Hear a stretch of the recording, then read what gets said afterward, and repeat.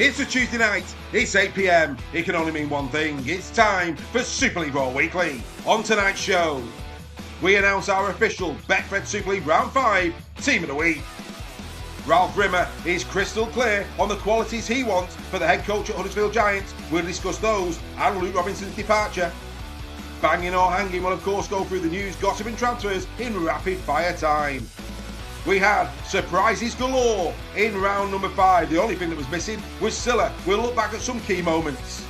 What will Oliver be saying this week? We're braced for the big question, but are you?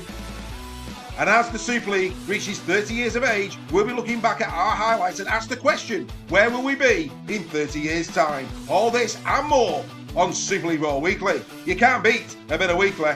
Let's roll the titles. This programme is proudly sponsored by BYD, the #1 electric vehicle in the world and the fastest growing brand in the UK car market. BYD in Super League Raw, building our dreams together. And the home of Super League Raw, the Bluebell in Warrington. Make this your pre- and post-game destination for the best food and drink in town.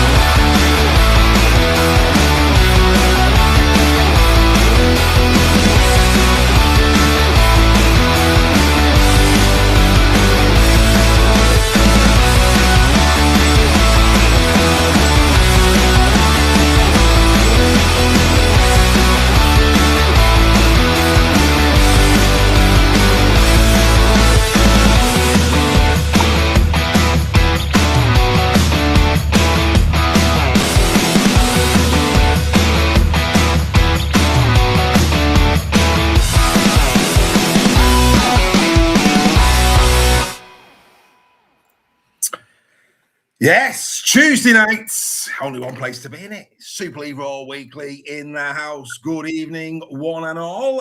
Full panel as always. Good evening, Reg. You well? I'm very well, sir. You? Very well indeed. Mr. Sale, you well? Very well. Good evening, everyone. Mr. Scholes, I won't ask if you're well, but it's good to see you, sir. Glad to be here. Thank you, Dave. Good man. Good man. Right, let's look, as always, lots to talk about. A great round 5. Lots of surprises in that one, as Silla would say. Surprise, surprise, Chuck. Outstanding stuff there. But before we get started, last week, of course, we had a little bit of a nibble at the BBC, just a little nibble last week. Tanya Arnold, credit to Tanya. She came out on LinkedIn, which she didn't have to do. And she came out in starch defence of the BBC, which, fair play to her for doing that. Just basically citing, the fact that, money is being put towards Super League, of course, saying that many sports go on the red button, etc. And, what we'll say here straight off the bat, I think Tanya, I think Kev Brown at the weekend, Mike McMeekin, that side of it, yeah, fine. Tanya's first class as a presenter. And we know that Kev Brown and we know that Mike McMeekin know the beans when it comes to rugby league. But I think the BBC owed Tanya an apology this week because it pretty much delivered what our argument was. At the start of the game, commentary, not ready. It seemed like the mics weren't ready at that. half-time, by all accounts, Warrington were running away with it, as the stats will show, and then the graphic comes up and they're all at 0. And we won't talk about the 10 minutes that wasn't shown because there was a break in the production. Can you recall a Premier League game, FA Cup game, rugby union game where that happens, boys? The only game I can recall is a World Cup game, England against USA, when they just changed to HD, to digital, and it went down and we missed the England goal. And that's the only time I can ever remember any other sporting event blighted in the way that rugby league has been blighted over the years, not just this occasion. Tanya, I've got a lot of time for Tanya. She's a great ambassador for rugby, both codes. In fact, she's a great journalist. But that kind of thing just doesn't look good, does it? No, and that's our argument. That's our argument, and as to is the complete lack of advertising of the games, as and when they're going to be on, etc., etc. But having said that, Dave, as well, Sky putting most of their games on Red Button. I can watch every Australian rugby league game, every NRL game, most of them. Yeah, I can watch most of them on a channel, on a Sky channel. Yeah, and they're putting rugby league on Red Button when on one of the channels they're showing highlights of a rugby league game from last year, a Super League game from last year. Sundays are the biggest giggle. So on Sundays they replay the games on the Friday or the Saturday, whilst the live games on the Red Button. It's just bonkers. Exactly. So you can't just put the, we've been there, we've done it. We've been there, we've done it. We've been there, we've done it. No, we've been there, we've done it. We're not doing it again 2 weeks running. Just wanted to put it out there. All right. That, we respect what Tanya did, but the BBC, you owe her an apology because she's come to your starch defence.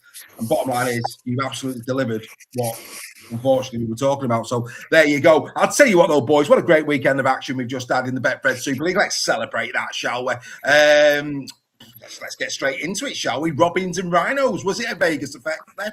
Or quite frankly, should we be giving all the plaudits to the Catalan Dragons and to Hull FC? Yeah, I think you should. Yeah, I think both. Well, Hull FC in particular, I thought were outstanding, given the players that they've got out at the moment, and the way they played against Leigh. It was like a different side this week watching them. I thought they were fantastic, and Catalan. I thought Chris Sarte had a magnificent performance, probably one of the best I've seen him play for Catalan. And that spine started to come together now, isn't it? With Sexton, and so I think 2 very good performances from both those teams, and their fans will be very encouraged by it. Absolutely. Yeah, let's put it this way. He well and truly skewered some of those Robins, didn't he, Mr. Satay, I would have to say. Joel, some wonderful, wonderful tries from good old kicks. I'll tell you what, I've not seen accuracy with, I've probably got to go as far back to 1977 and proton torpedoes at a Death Star, mate. I mean, that's as far back as I've got to go for the accuracy of some of these kicks. Absolutely sensational. And some of them were on show at that Hull FC game as well. Some fantastic tries from kicks this weekend. Got to agree with that, and that's before my lifetime, so they must have been that good. But yeah, it was very, very good. It shows, doesn't it, that the skill level, the skill set that's in our game right now is top tier. Even some of the players and coaches from the NRL have started to give us some props for how well the game's going and how much it is getting better. At one point, we were a big laughing stock really compared to them, but now they're starting to give us the props that I think we deserve. And it was definitely shown over the weekend. Yeah, absolutely. I mean, look, just going to the Catalan game. I mean, Catalan really did start very, very well. You've got to give KR credit for coming back, but what a winning try that was. Phenomenal, wasn't it? Yeah. Absolutely incredible try by Mark. Really, really solid effort. Where are we going to go? Let's go to the Saints game, Greg. I was astonished by that first half performance from Saints. Talk about putting Toulouse right on the back foot. I thought they ran really hard. I backed Toulouse. I thought that might have been a game too far with the travel. What do I know? I thought St. Helens in that first period, incredible considering their injuries. You and me too, Dave. I had Toulouse. It was a bad week for my predictions this week. Nobody will be surprised at that one. But yeah, I didn't expect that from Saints. Certainly told, I had a word with any of the doubters who might be out there about their credentials, injuries or not. I thought Toulouse would have had more resistance. But all credit, they came out and they absolutely blew them away that first 40. A great performance. That's probably, barring that purple patch she had against Warrington in the first game, that's probably the best they've played all season so far. Yeah, they were very, very easy on the eye with the Saints. And Steph, the start of the season, we weren't convinced Tristan Saylor at 6, but so far so good. Yeah, he's doing very well. And let's not forget, this is a Saints side that has got a lot of injuries again and suspensions, key players. I thought they were outstanding, and Saylor. I think when Saints get on the front foot, Saylor does come into his own. I think it's when Saints are struggling, he's not really got the ability at 6 to bail them out of it, as some sixes can do. But when they're going forward and they're playing well, then Saylor does come into his own, and he's been great for them this season. I was really disappointed with Toulouse. Like Reggie, I had them, given Saints injuries and suspensions. I had the Toulouse win at home here. I just thought defensively that first half, it didn't look like the way they played for the beginning of this season. There was a lot of grabbing at tackles, and Murphy had a field day, doesn't he? With his new hairdo, he was flying down that wing. He had a really good game as well. But no, credit to Saints and credit to Paul Rowley. They could have been a lot of navel gazing from the Saints players given the circumstances they're in. And the travel, it's the second time in as many weeks they've been down to the south of France. So you've got to take your hats off to St Helens, and the future's looking good for them at the moment when them players come back. Yeah, and Joel, Parzy's been on the fringes a bit, and he come back and got a try. And I thought David Clemmer really stepped up. I thought, Clemmer seems to be really getting into his stride now for Saints. Massive competition in the forwards for Saints this year. Like you say, with Parzy being in and around the club for a few years now, with the likes of Clemmer being in there, great player. We all know that he's a good player, Clemmer. And it's interesting how quickly he's adapted to the Saints squad and Super League. It's not often you see that happen where they hit the straps running pretty early on. The fact that we're less than 7 rounds in, and they're playing the kind of rugby that they are, I think is testament to them as players, but how Paul Rowley is as a coach. I think that it's been quite incredible. You mentioned Tristan Saylor. I do wonder pre-season if he was asked what position he'd prefer to play in, because he's taken that 6 role on just brilliantly, and he's quite incredible. Last year we weren't sure what position we'd be putting him in, and we all questioning, weren't we? What do we put him in at 1, 3, 4, 6, 7? And clearly, been at 6 is his sweet spot, and he's doing really, really well. Yeah, incredibly well. I thought he had a fine game indeed. Reggie, let's get to the wire. Look, I mean, we've got to temper this. It was a very poor Castleford Tigers side that turned up at Halliwell Jones Stadium. We've got a bit of thunder and lightning going on here. I don't know what's going on. So Warrington fans can't get too giddy. But that said, it was a ruthless display from Warrington at the weekend. Yeah. It's when you have to face sometimes to Warrington when they get a little bit in front. We've seen in the past that they can allow teams back in. I think Castleford were rocked by the fact that Liam Hood was missing from the starting lineup. I think he's out for 4 weeks now, but that's another blow to Castleford.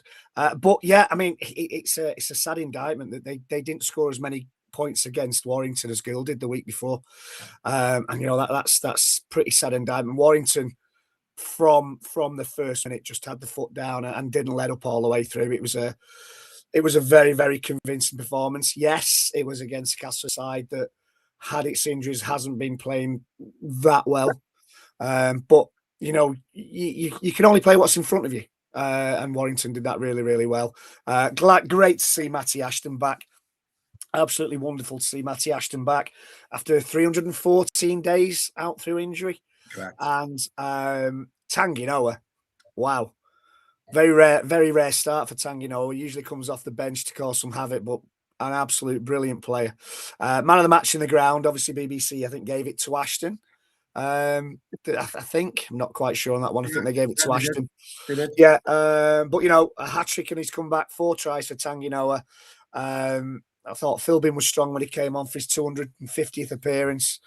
And for me, Ewan Irwin had an absolutely outstanding game and allowed George Williams to actually play with freedom and to try off-the-cuff things and to put little kicks in. And I think that he took a lot of pressure off George Williams. As we were saying on Saturday, I think Mark Sneed could very well struggle to get back in there now.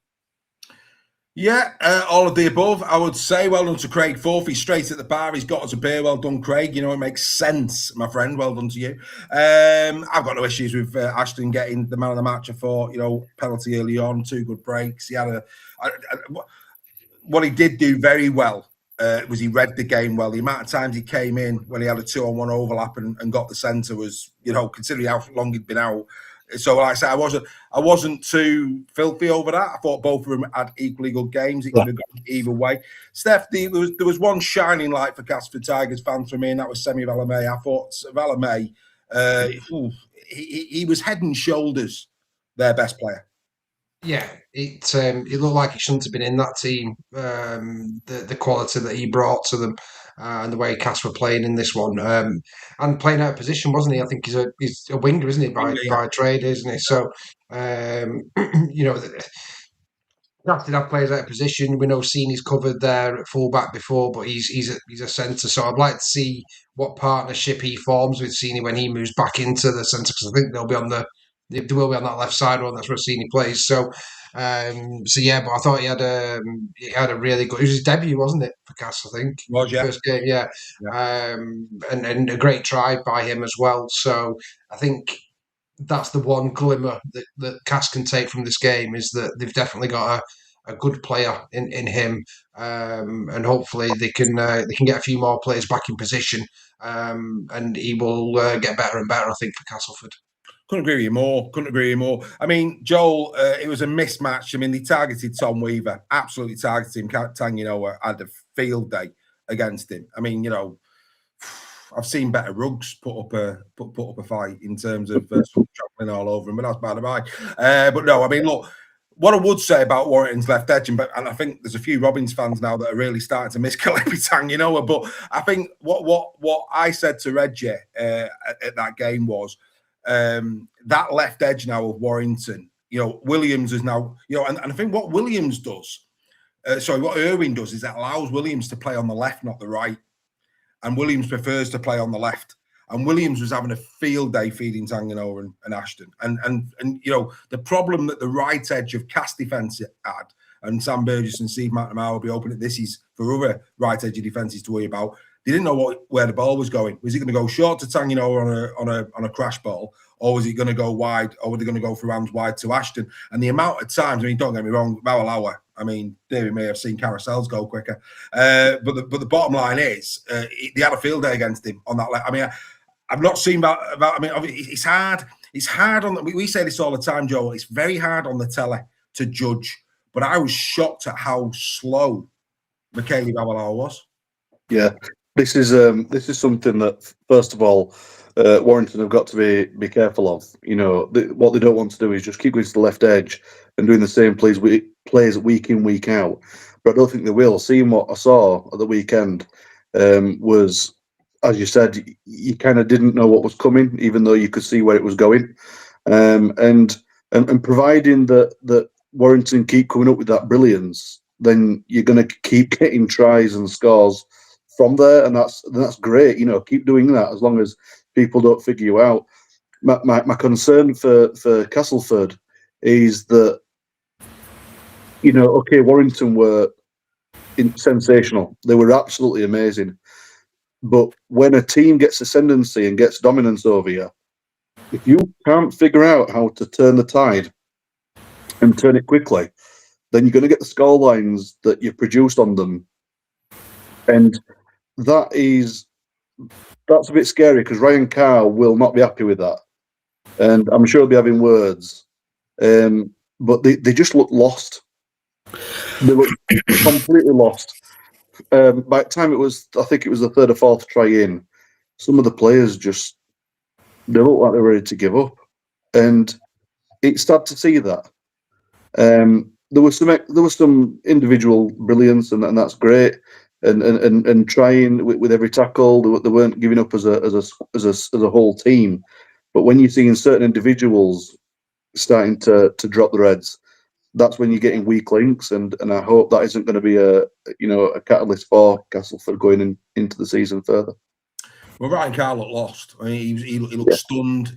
He's livid. But hey, that's the task you've got on. And at the moment, it's not just the old guard; it's some of the new guard that are not playing too well and all. And he's got a job on. He's got an absolute job on there. I was very, very disappointed in Castleford Tigers on the day as a competitive force. I thought they were very, very poor indeed. Let's go to Trinity Leopards. I thought it'd be a bit closer than Steph did, Greg, but yet again, these two served up a game which was tight, and they tend to do that. They've been pretty close for the last few seasons now. Tevega's really coming into it. I mean, the gap for that try. I think it was Isaac Leigh. Oh, that ain't great. I mean, they'll be having nightmares, Leigh, on that one. Yeah. I mean, it was just I really enjoyed the game as a whole. Yeah. I mean, you got to credit Leigh for hanging on in there as well. Only a few points in it at the end. But yeah, I mean, for me overall, that was just a really, really enjoyable, hard fought game of rugby, and you got to feel for Leigh. They can't seem to pay for a win at the minute. I mean, I don't know what Steph's view on that is, but it's Trinna are looking solid. Few results haven't gone their way, but they're looking solid. And at home, they're a very frightening prospect. I think I think it's great for Trinity. I think it's great for the comp that these teams are keep serving up games like this, and sometimes the teams that we don't fancy are really turning it on and doing a great job. Yeah, I don't know. Obviously, I listened to Fan Luter. Steph made his opinions very clear on that in terms of as a Leigh fan. It wasn't as he's asked to by any stretch to remain competitive in the game. And big game coming up now this weekend at home for Leigh, and I'm sure we'll talk about that a bit later. What I want to do now is I want to just bring in young Hull. So let's bring in young Hull, and then we'll carry on this chat about round 5. Here comes the little man. What Would Others Say is proudly sponsored by South Coast Lane Carpets. From shag pile to vinyl, nylon to wool, you are guaranteed to find the right fit for your home. Contact them today and tell them Oliver sent you.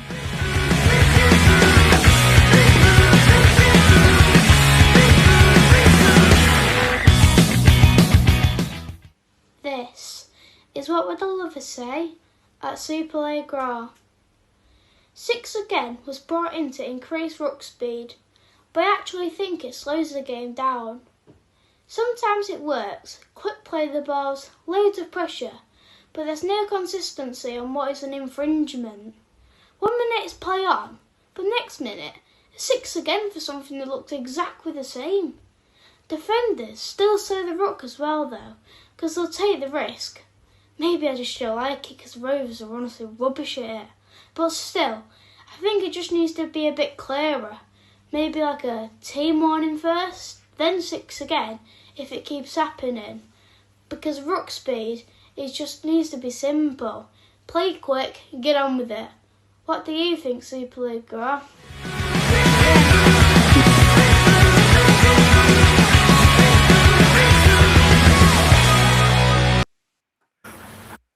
You've got to love that boy. You've got to love that boy. And Steph, I think you probably sussed out why I wanted to bring Hull in, because I heard you on Hooter, and I think that this is well worth repeating on Weekly as well. 6 agains, I think we've all the consistency element of it, where you're a bit filthy in the fact that you believe that referees are making a rod for their own back on this one. Yeah, I think I agree with the principle of the 6 again rule, and it was brought in, I think, in the COVID season to speed the game up and not to be giving penalties and slowing down and kicking into touch and all that kind of thing. There's a few things with 6 again that I don't agree with, and First one being, I don't like it when it's close to the line because you don't get the option to go for 2 points in a close game. So if it's a penalty infringement for holding down, you would normally have had the opportunity to go for 2. So I think that disadvantages teams in close games in those situations because they can get 6 again and then pass it and knock on the first tackle and not score. So that's number one. But my biggest bugbear, what I'm noticing, and I challenge the guys on the Hooter to watch out for this in the next few games, is the referees not calling held sometimes and then giving a 6 again.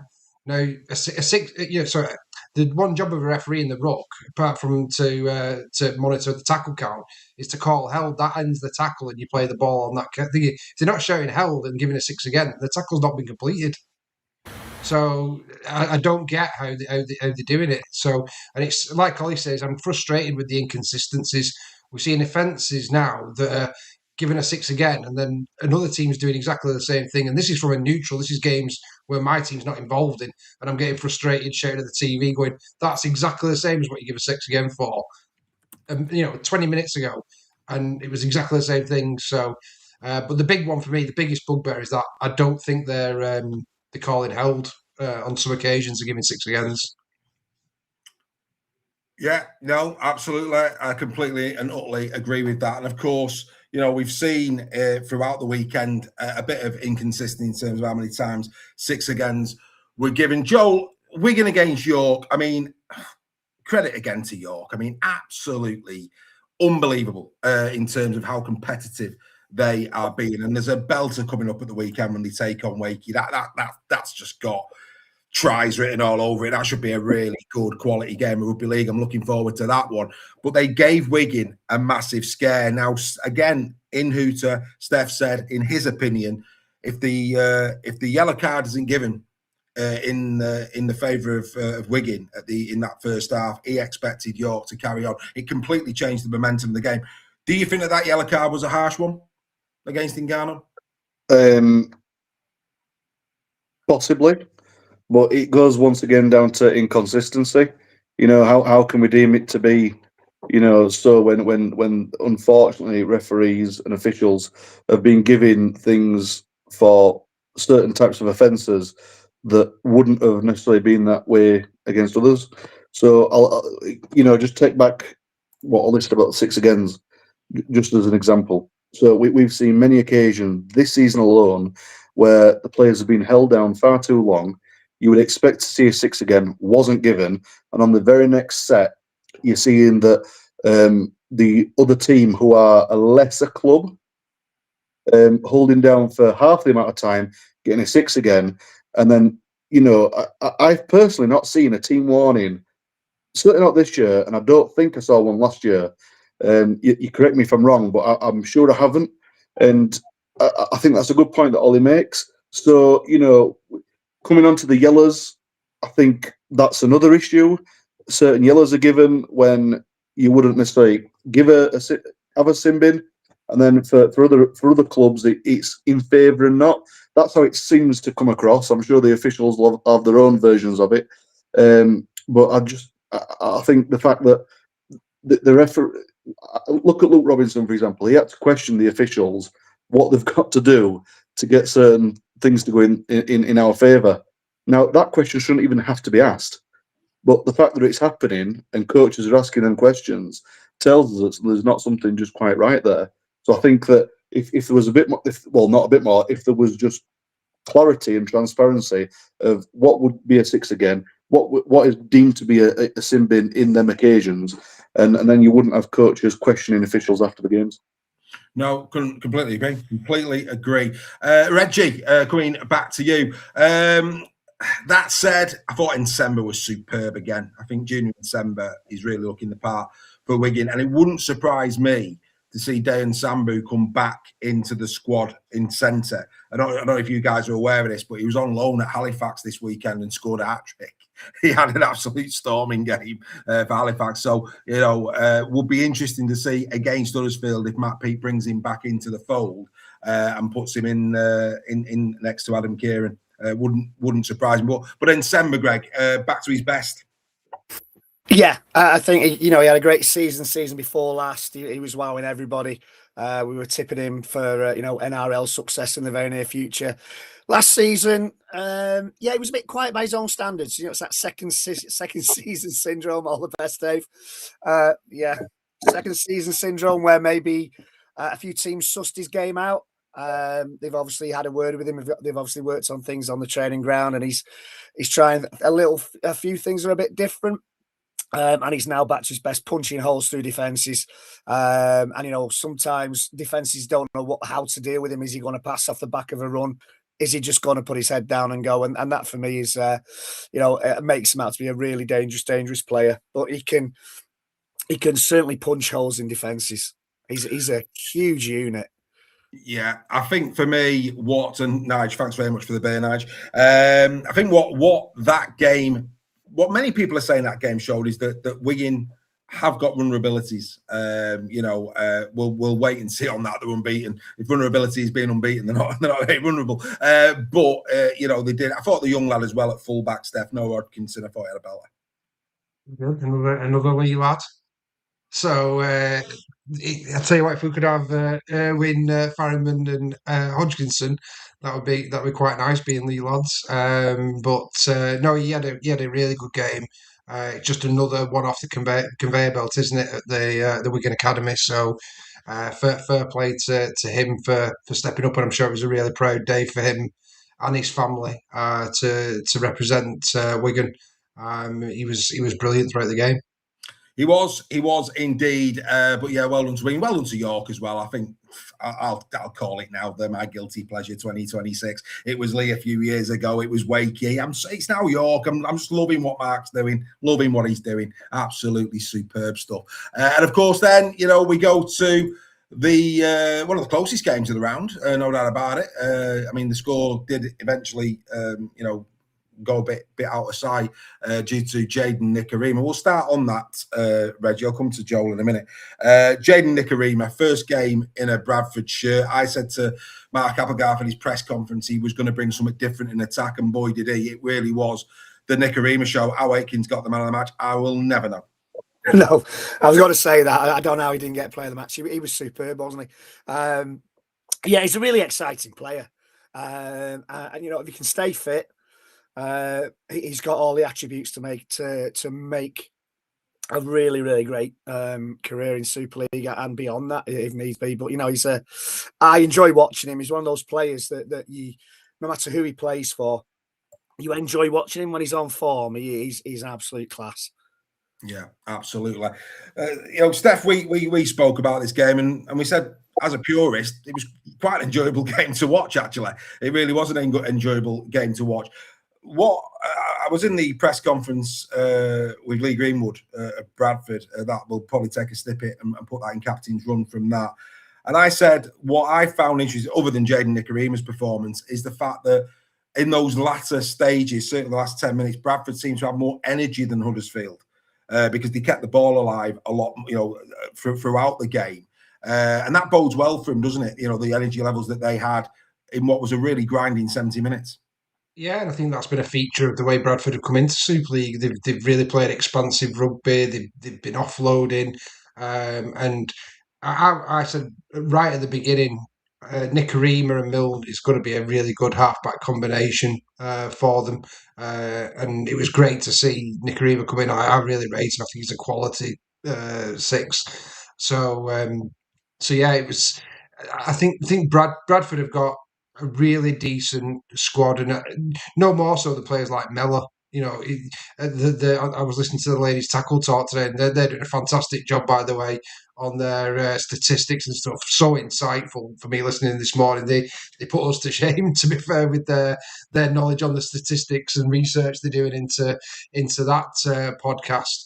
But I think Joe Mellor, he was 60 odd tackles or so. It was like, thinking, what's it called, Danny Houghton kind of stats from Hull FC for Mellor, and someone who's coming to the end of his career. So well done on the girls on picking that fantastic stats up. But he's been exceptional for Bradford and really led from the front. So they've got some really really good players there at Bradford. I think and let's not forget they've lost Blake as well. He was their best player by a mile.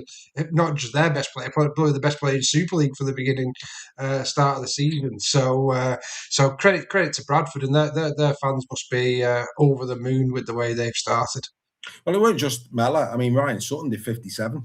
Yeah. He did 57 tackles in it, which for a middle row forward, and he I think he got over 100 metres as well. So, in terms of both sides of the ball, right, fair play to Mr. Sutton. He had a belting game.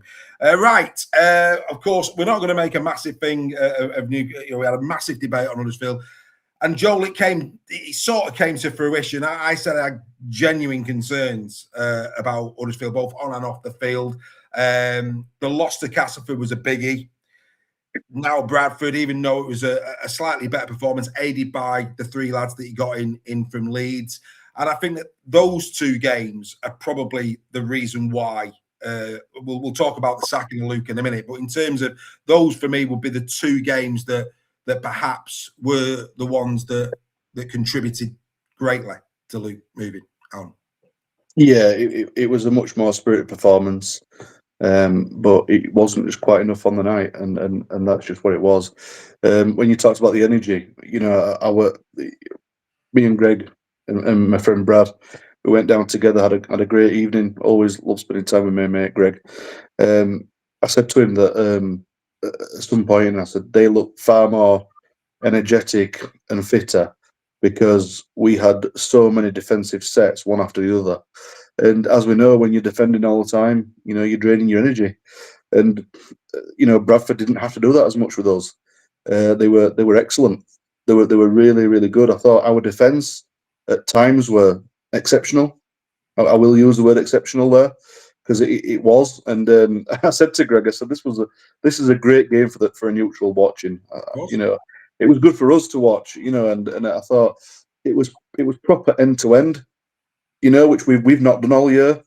But yeah, that is the catalyst. If that's the best we can serve up so far, then you can understand why what happened. But as regards the game, I thought the 3 Leeds boys were excellent. Presley Cassell, I'm absolutely gutted to hear that. I believe that he's going back to Leeds this week. If that is the case, that is a real shame because I thought he added some beautiful shape to our forward line with Burgess playing so well and Kingy played great, and Patolo, Fenny Rogers always plays fantastic rugby for us. So there's a lot to take away from that game. But all accolades go to Bradford. They played unbelievably, and I'm very much looking forward to seeing what they're going to do next week when they play Catalan. I think for me, I thought you looked a better side when King and Burgess were on. I thought that they added a lot of punch down the middle for you. They look good. But again, I remember a couple of seasons ago we said it was embarrassing that Leroy Cudjoe was the player of the year at the Huddersfield Giants with what was around him. It's embarrassing when Presley Cassell comes into a squad cold and shines. And that's that in itself. I mean, phenomenal what Presley Cassell did. Absolutely, you've got to take me out. And as a Huddersfield fan, I'm sure you thank him for his service. Incredible performance. But that shouldn't happen. A player shouldn't go in to a side cold like Presley Cassell and arguably be perhaps your best player. I think, when you've got so many players out, that would happen. Would he do that if we had a full squad? Maybe not. I don't know. But I think it showed just how depleted we were. For him to come in and shine like he did, I think was great for him. But I think more testament to the fact that we had so many players out, and it really showed that when you put a bit of quality in the team, it does lift you. Yeah. Richard Fewless in the chat saying the Salford coach has departed this evening. It's for personal reasons. I don't think it's to go and take the helm at Huddersfield. Something tells me. I'd be very surprised if that was the case. But I do want to move on to the announcement that came on Sunday. And you know me, and Huddersfield Giants fans know me. I call it straight. I always do. I've got a lot of affection for Huddersfield Giants. But in a time where the focus is on Huddersfield, we spoke at length last week about on-field performances, Luke's job, the lack of a stadium, the money maybe that's coming in, 2027, will he, won't he, and all the rest of it. For for me, this really stung at the weekend, and it's the announcement that was put out by the Giants. And for those who didn't see it, I'm sure everybody did, and for the purposes of the podcast, the statement read, club statement, Luke Robinson, Huddersfield Giants have today terminated the contract of head coach Luke Robinson. So no mutual agreement, no soft works. They've terminated the contract of head coach Luke Robinson. And even my dog's not happy about it. And seek immediate expressions of interest in the position going forward to be sent to Director of Rugby, Andy Kelly, before Saturday the 28th of March. In the interim period, Andy Kelly will take charge of team matters. Now, for me, that is so far detached from what I've always classed a classy club. You know, I've got nothing but respect for Ken Davey. Nothing, and I can't believe Ken sanctioned that and signed that off. There was no heartfelt thank you very much. Then Ralph Rimmer comes out with a big YouTube speech, which didn't mention thank you, Luke, for your service. That came later in a reel. So it actually went further into the day before that happened. Joel, as a Giants fan, you've got to be embarrassed by the way in which Luke's departure was announced and the lack of respect that was shown to him. I think embarrassment goes more to angry. You know, I don't think anybody who has the amount of love and passion for Huddersfield that Luke has had, whether he's a good coach or not in different people's eyes, no one can take away from him is the fact that he loved the club. And as a player, as an assistant coach, as a head coach, he put everything that he had into it. And the fact that he got that, the word cold and ungrateful, unthankful, I think you're just scratching the surface with it. I think it just reminded me of what happened with Steve Mack at Catalans. You know, and I understand it was a little bit different maybe with whatever they said with the legalities or whatever. That wasn't here with that. And I thought it was quite disgusting. I think he was told, possibly by Ken later on in the day, that he had to go back and thank him. Because a reel like that comes out as an afterthought. And it's a director for change. It's very, very easy, and it's been said this, it's said on the Ladies Tackle Talk, and it's said on the Final Hooter, it's very easy to sack a coach just to look good.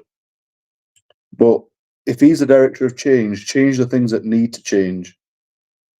And I'm going to be very careful what I say here, but a lot of people that watch that are Giants fans and the outside know what changes need to be made. And if he's doing his job properly, and Ken's paying him his money to do it, he knows what needs to be done. It's whether he's got it in him to do it. And, you know, he can have all these tick lists of things that he wants to do. Well, great, but get in-house sorted first. You know, forget the stadium, forget all this other nonsense that's going on. The council don't seem to want us to have a stadium in Huddersfield. That's pretty clear. You know, but get in-house sorted first. And it didn't sit right with me. Left a very bad taste in my mouth. Yeah, and then, you know, I mean, the amount of, you know, for those listening to the podcast, there's a lot of sentiment on the screen from people watching live this evening in terms of, you know, even Carla's the latest one that's linked in saying hideous treatment, absolutely disgusting. I think we'd all agree with that. You know, that first statement, which is still there now, it hasn't even been pulled down. It's still on the site. Unbelievable, absolutely unbelievable. But then, Joel, which almost compounded the misery for me, because Ralph Rimmer did it in the first YouTube one. He then reiterated it in the reel. He goes on to say what he desires from his new head coach. And what he desires from his new head coach is somebody who's inspirational, a leader, who's on board with the club, who buys in to where the club wants to go, and to be proud to represent the Huddersfield Giants. So not only was Luke not given a fond farewell, they go on to list some of the traits that I think we'd all say Luke had. He had every single one of them. It beggars belief. And this is an issue that's gone on at Huddersfield for years and years and years and years. We've gone through more coaches than people have had Sunday roasts for a reason. And I go back to what I say, Ralph Rimmer, if you are the director of change, make the proper changes happen. And that's coming from a Giants fan, not from somebody who's on a podcast here. This is a Giants fan saying, get it right. Because getting rid of Luke isn't the answer. I think, and we'll leave it there. I just wanted to get your take as the Huddersfield Giants fan. But I think, for me, I can only imagine what the fans of Huddersfield are currently thinking. And when you see the club doing that for what could arguably be described as a modern day legend, Luke, represented your club with great distinction on the field. He's tried his best as a coach. He's been a really bad hand has been dealt with him in terms of injuries. And that'll sting the Giants faithful, because you care about your former players. You care about people who have played for your great jersey. And I can only imagine let's just say it's probably not harmony at the moment. I think it's not only a ground that needs to be built, but I think some serious bridges need to be as well, because I can only imagine how some of the Huddersfield fans are feeling today. We always go into those places. Go on, mate.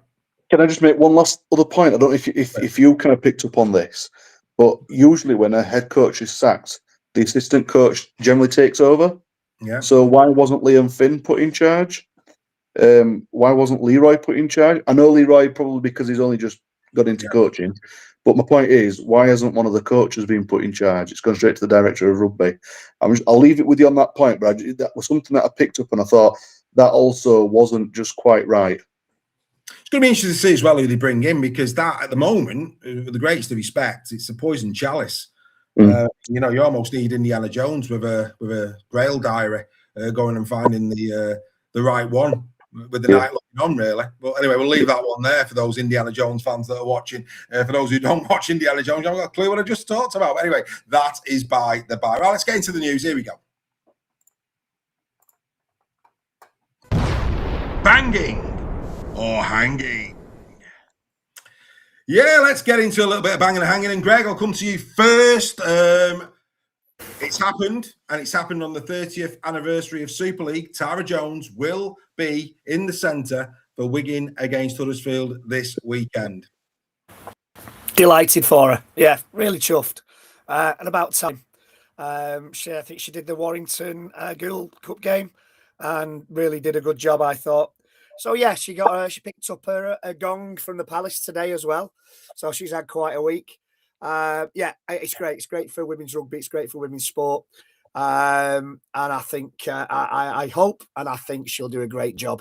No fears whatsoever. She knows how to control a game. Well done, Tara. I was waiting for I know at the end of that. I hope, I think, I know. But anyway, that's another one. Oasis purist. Yes, absolutely. Anyway, let's be here now. Right, Steph. Tom Forber. This is an interesting one. Tom Forber, a month loan to Castleford when they haven't really got with Cruz Lehman going to Catalan. Is this a gamble? I mean, this is surprising. Would you say? It's bizarre. Unless they're going to go for O'Neill with an 80-minute performance at hooker, who's that? Well, unless they've got another one up the sleeve in that conveyor belt at Wigan. Yeah, I was really shocked today to see that. I mean, it's great. Is it Castleford? Did you say he's gone to? On to Cass, yeah. Yeah, great for Cass, because Forber's really up and coming. One I think is one to watch for the future, definitely. But yeah, it just seems weird, doesn't it? When you've got rid of Lehman, he's your backup hooker, and then to loan him out. Yeah, but it's banging for Castleford, it's hanging for Wigan. I think it's really weird. Time will tell on it. There's no doubt about it. Joel, back to you. Presley Cassell thought to be going back to Leeds, but also Hull FC have put a cheeky little bid in for him to have him on loan for the rest of the season. You could do doing that, couldn't you? Yeah, well, I think, wasn't it turned down? Yeah, absolutely. I think I don't see. I can see why Hull are trying to do that, but I think that Leeds would either allow him to stay at maybe Huddersfield if it was a loan thing because they'd had an agreement, because I think that he would get a lot more maybe out of it at Huddersfield because it'd be a. Is everyone? Oh, I thought you'd all frozen. Sorry, everyone was so still then. Yeah, I think he would get more out of it at Huddersfield being a bigger challenge. I think that will be better for Leeds, but maybe he might end up, having a shot at Leeds more now, especially with the likes of Aletsky going at the end of the season. Maybe they want to keep him in the camp just a little bit closer than a season-long loan somewhere. Yeah, absolutely. Couldn't agree with you more. Greg, back to you. Where are we going to go with you? The IRL, this is an interesting one. International Rugby League. Of course, in the men's game, men are only allowed to play for one tier, one nation. So, so for example, AJ Brimson, he's chose England. Yeah. But they're going to relax that for the Women's World Cup. Your thoughts on that, mate? Yeah, it's an interesting move. I think possibly I hope it's to give women players more chance to get an experience of playing International Rugby League. And the more the pool of women players grows over the coming years, as it is bound to do, and that might be, that they might change that back to just the one tier. If it gives women more taste of playing international rugby, yeah, I think it's a good move for the time being to get that experience out there and to improve the game. Yeah. It's I don't know if I'm happy with that one, I have to say. I was just a bit confused as to why I was being blamed for something in the chat. That's why you caught me on the hop. Never look at the chat. If it can distract you, mate, it's not good for you. Steph, Phoenix Steinwade is on his way to Bradford, second rower. Here he is. It's been announced today. He's actually in the squad as well for the weekend game. 23-year-old second rower. He's played 22 times in the second grade of the NRL. Scored 8 tries as well, which is a good effort for a second row. It's got to be said. 4 line breaks, a tackle efficiency of 87.7. He averages 121 metres a game. This is an interesting one to come from nowhere. Yeah, absolutely, and I'm all for this, mate. The amount of talent that's been brought in, especially Michael Blee with these types of players, Tom Amone, Kai O'Donnell, to name a couple there.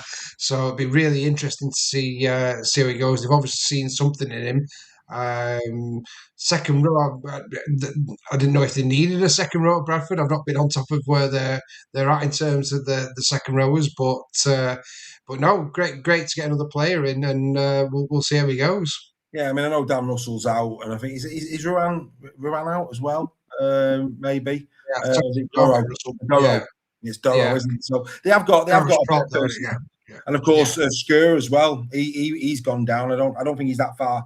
I don't know actually. I think he's a few weeks away as well as Skur. So they have got a few issues in the pack area. It's going to be interesting to see how he does. Like I say, I don't really know an awful lot of him. I've seen the highlight reel that Bradford have put out. I think all 8 tries were included in the highlight reel. Don't get too giddy, Bradford, is what I would say on that. But no, I mean, fair play. Very, very interesting as Joel goes for a little comfort break. So back to Reggie. Carl Fitzpatrick pretty much is all but confirmed. Warrington, Wigan, Dublin 2027, mate. Yeah, interesting. But, they're getting the message out there. Warrington, Wigan again. I'm sure other teams will be a little bit sick and tired of seeing the Warrington Wigan roadshow. I'm personally not. It's a lot nearer than Vegas, and I might be allowed to go to that one. But yeah, why not? Let's get in the road. Let's get more eyes on the sport. We've always said that rugby league is if it's one thing, it's a pioneering sport, and we'll try things. And sometimes isn't afraid to fall and isn't afraid to fail. I'm not saying it will. Vegas has proved to be especially this time round. Warrington and Wigan were groundbreakers at Vegas. This time around, it looked really good on TV with the Robins and the Leeds fans. So, yeah, I think it's a great move. I'm really looking forward to it. Yeah, absolutely. Steph, a brand new social media rugby league site, I believe, has been launched this week. And one of their first posts was, "Should Adrian Lamb be sacked?" I take it you subscribed. Oh, yes. They're obviously right on the thing of all the current topics. But crazy, isn't it? How could you even think about sacking Adrian Lamb. It's absolutely insane. So I think I'm not going to give that any more time than it deserves. I couldn't resist it, mate. I couldn't resist it. Absolute comedy goal, that one. Greg, back to you. And again, you've got to give Matty Shaw his due. He tends to get most things right. He's come out today with Roger Tuazashek, maybe coming to Wakefield in 2027. That on the back of Tyson Smoothie, that'd be a hell of a coup for Darryl Powell and Super League. It would be. Is it 2027?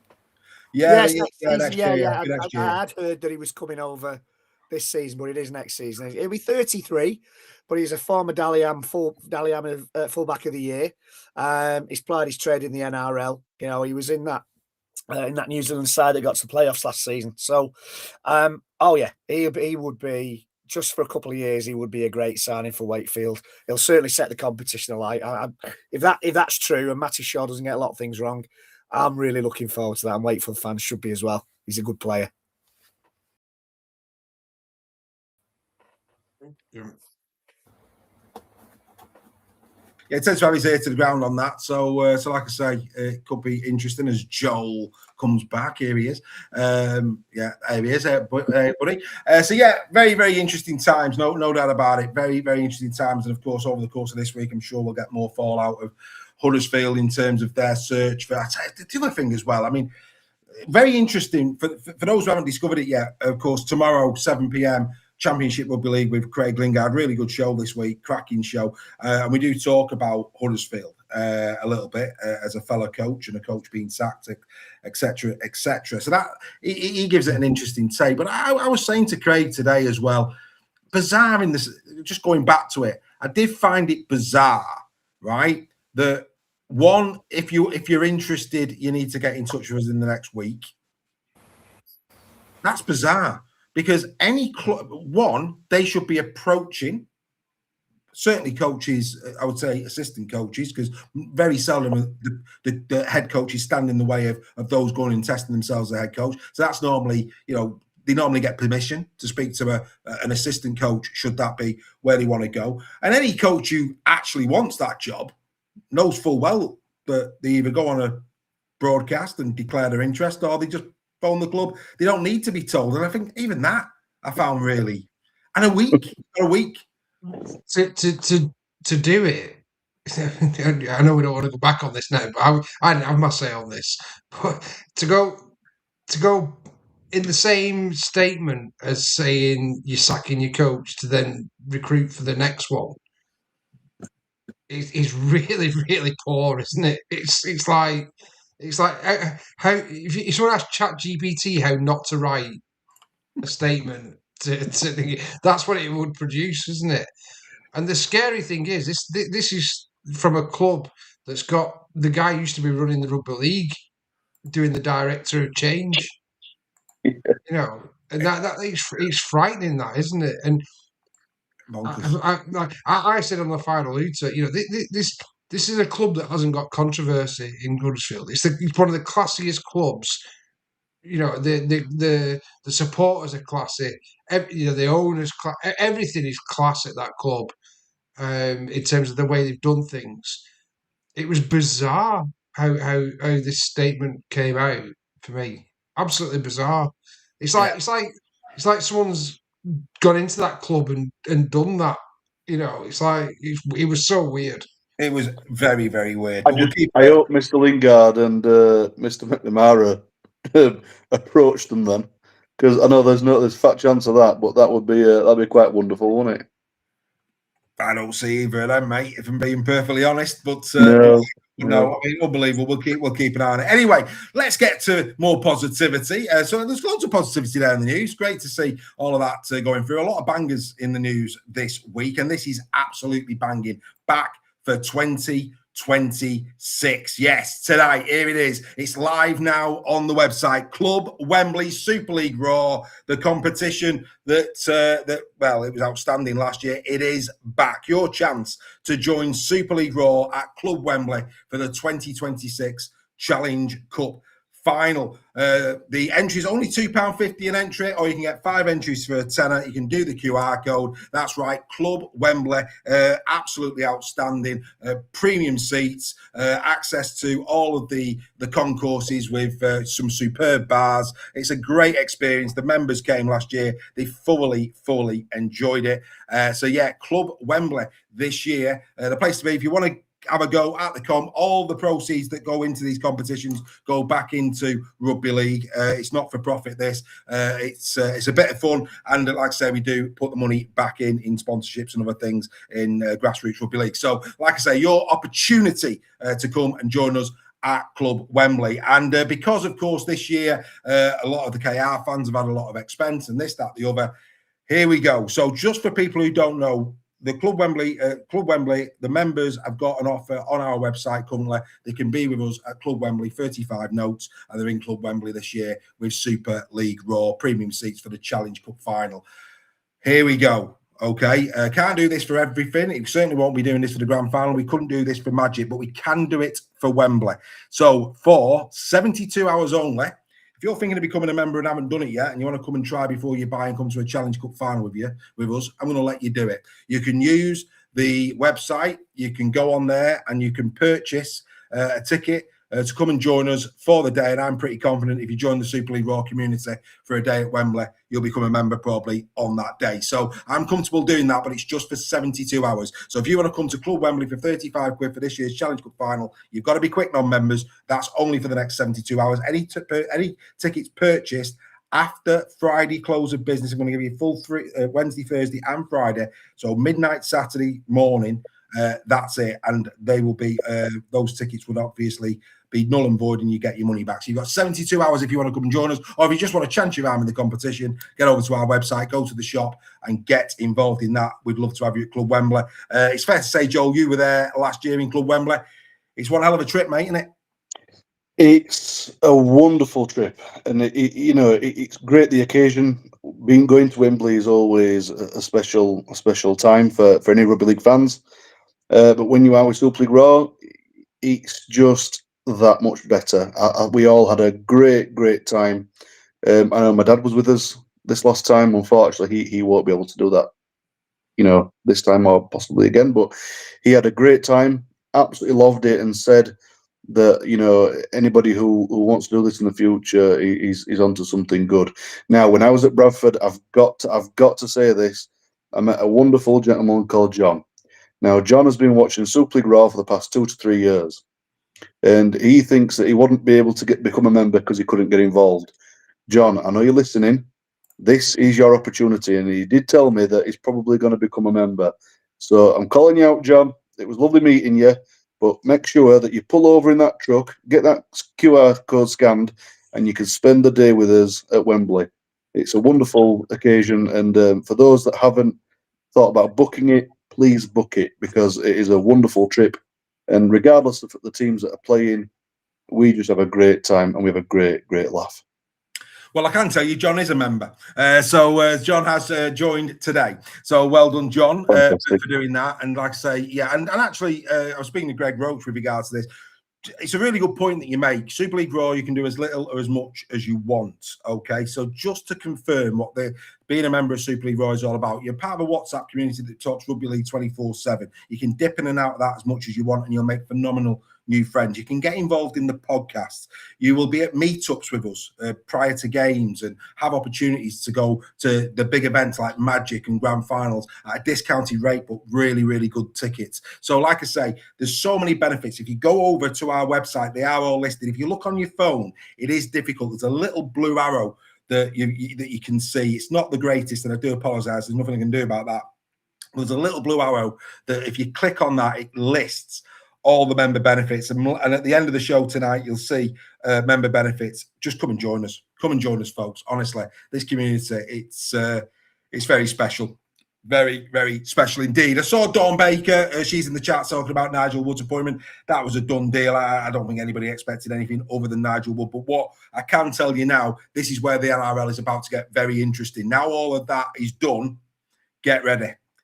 get ready. I think this week is going to be a very interesting week. And if not this week, certainly the next fortnight, it won't go beyond that. We're going to get a lot of clarity, I think, over the way the land is lying in and around Super League and in and around that NRL investment. So keep your eyes peeled. I know that I will be. Right, let's have a little rest, gentlemen. Should we do Team of the Week for round number 5? As only Super League Raw can. Here it comes. The Super League Raw Team of the Week is proudly sponsored by the Pentagon Motor Group. Visit their website today to find the make and model that you desire at the right price. It's the Super League Raw Team of the Week for round number 5 of the Betfred Super League. Here we go again. At 1 is the newest young sensation, Noah Hodgkinson of the Wigan Warriors. Oh yes, he has the style of Harry, the moves like Jagger, and feet like Michael Flatley. Lord of the dance, anyone I hear you say. At 2 is Fleury's tribute man himself, Lewis Murphy. Yes, he has the X Factor, and he was strictly sensational against Olympique on Friday night. Get this, fan, some players, I say. At 3 is Oliver Pratt, who strutted more like Ollie Mears at the DIY Kitchen Stadium against Leigh. He was a real troublemaker and made the Wakey crowd's hearts skip a beat. At 4, keeping his place week on week, is Tessie New. He only knows one direction, and that's straight ahead, one way or another. New, he's going to stake a claim for the Dream Team this year. At 5 is the kind of magic Matty Ashton. One man, one goal, one vision. Matty has his sights on the World Cup. He wants it all, and yes, he's a flash on that wing. At 6, and welcome back, is Jaden Nicarima, who was like an orchestra. Yes, he conducted the percussion, he pulled the strings and got winning brass at the end of the night. At 7 is Jackson Hastings of the Saints, and like the insurance, he played direct. As the Jacksons, his goals came in 5s, and he left Toulouse begging them to leave him alone. Oh yes. At 8 is the beast that is Chris Satire of the Catline Dragons, who produced a performance akin to Robbie Williams' greatest hits. Supreme, strong, something beautiful, and yes, he left bodies all over the park. At 9, Phyllis Nelson, Marvin Gaye, Lionel Richie. Yes, they're all smooth as silk. As 2 was Tyson against the Leopards. Melt some Galaxy chocolate and pour it over me. Beautiful. At 10 is Leigh Sow, who managed to stay on stage for the duration of the performance this week. Bit of a change, that one. And as a result, he's our number 1 prop forward. Quality. At 11 was Kalepe, who tangoed around and through the Tigers. Just like the dance tang, his performance reflected the blend of improvisation, expression, making this a personal and an artistic phenomenon. At 12, he's Zach Lipovich of the Dragons. Yes, he was Mr. Blue Sky surrounded by robins, reflective of the birdie song as opposed to pretty flamingos. And boy, did Zach brighten up the neighbourhood. And finally at 13, is John Asiata, who once more showed why, if he was a singer, he would already have a Grammy or 2. He is so good and makes playing for a team look as easy as Elton playing the Ivories, ladies and gentlemen. This is your Team of the Week for round number 5.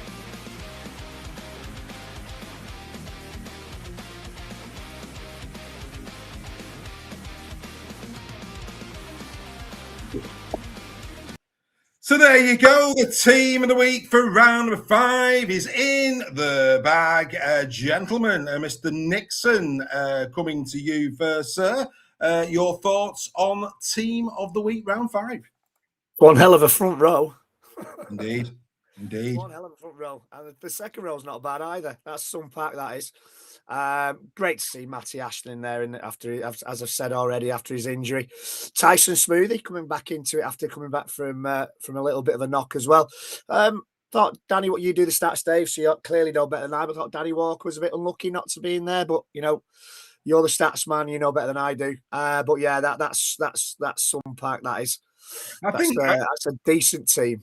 Yeah, I think. Look, Danny had a good game, but I think you've got to take into account. I mean, there was no denying Ashton and Tangino had to be in. They had to be in. And there'll be a lot of people going, yeah, but they were playing a very poor Castleford. Yes, they were, and I think that's why Smoothie probably gets the edge over Danny in this one. Is the fact that I thought Tyson Smoothie defensively, especially. Obviously, he was pretty decent in attack as well, but I thought Tyson Smoothie had a real solid game against better opposition in Leigh, and that's why. But you're quite right to call Danny out. I thought Danny had his usual very effective game. John Asiata played like a halfback as well. What a great game he had. The guy is he's a pleasure to watch on a rugby league field. He's a master of his craft. There's no doubt about that. Steph, come to you. Good to see the likes of Noah Hodgkinson in there, who I felt couldn't have done any more. Could not have done any more against York. I thought he had a great game and very much like Harry Robertson, a bit of Bambi on ice. Yeah, no, he was exceptional. We've already talked about him already, so I thought he had a fantastic debut. Lingy Sow really stood out for me at Hull FC as well. I thought he had a really, really good game and one that's come under a bit of criticism. Klepi Tanganoa, obviously outstanding. John Asiata, though, what a performance! Right back to his form that he showed and why he was the best of the team when he was at Leigh for me. That kick and on his wrong foot as well was like Reggie alluded to, half-back-esque, wasn't it? So fantastic to see John doing well. And I know Leigh fans were a bit grubby on him last week, but I'm really happy to see John playing really well for Hull FC. And what a leader! That he was inspirational in that game for Hull FC. Yeah, absolutely. Couldn't agree with you more. A couple of debutants in there, Joel, as well. Certainly Zach Lipowicz. That's his first ever pick in our team of the week. I thought he was very, very good indeed against KR. Yeah, and if you're not having the same players in the team of the week each week, it clearly shows that there's a lot of skill and a lot of quality that we've got. We mentioned that earlier. There's a lot of quality in the league, and it's great to see. Noah in there. It's great.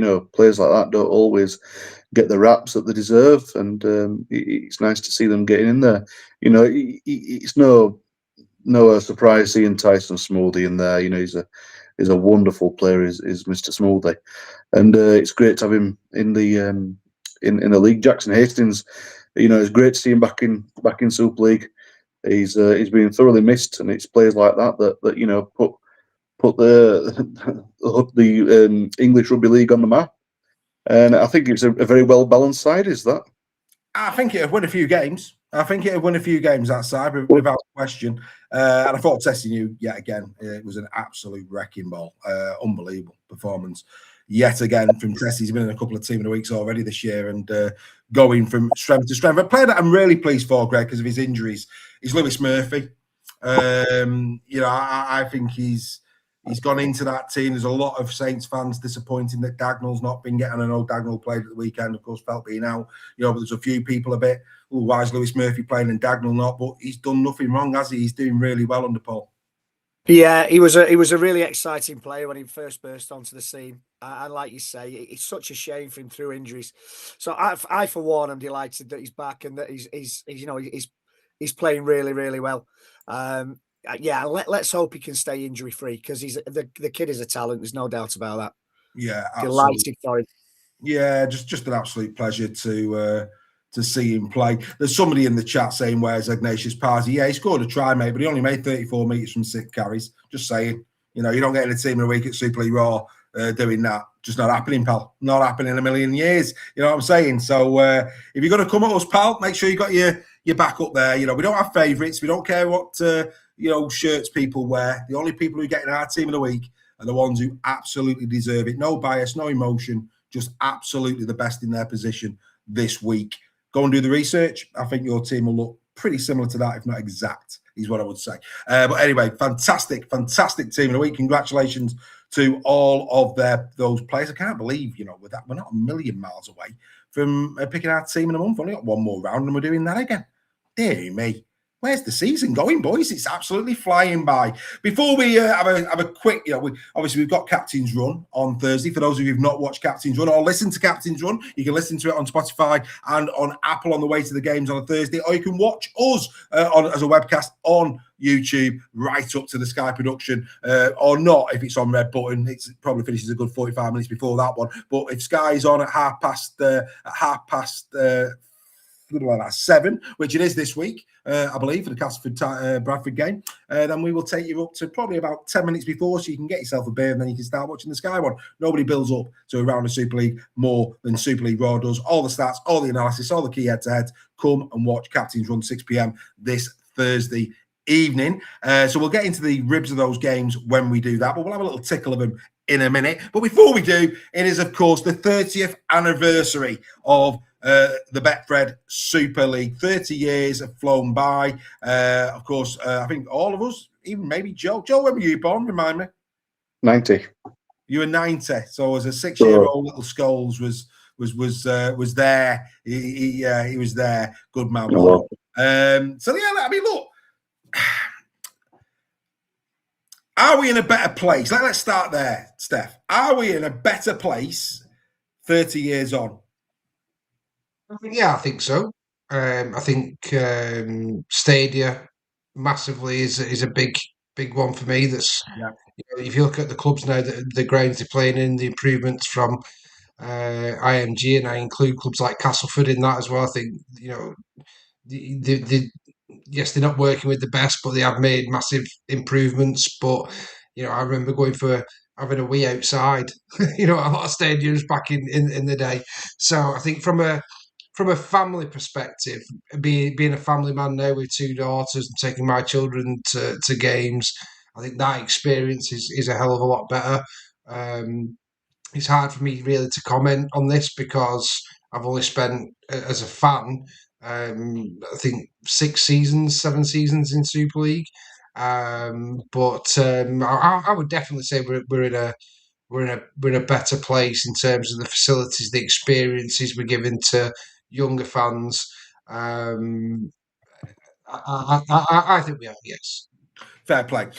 Joel, I mean, coming to you, we're in a better place facilities, undeniable. On the field of play, the game's changed. I think the game has changed. Are you happier in 2026 in terms of the look and style of rugby league compared to how it was back in 96? I am, but I do miss some parts of that game that we had. And if the concussion thing wasn't such a massive issue, which it clearly is, I think some of the rough and tumble that we used to have is missed. When they say bring back the biff, things like that. But on the whole, it's a lot better. The standard is better. And, the guys now they're all athletes. They're professional athletes who live and breathe their sport.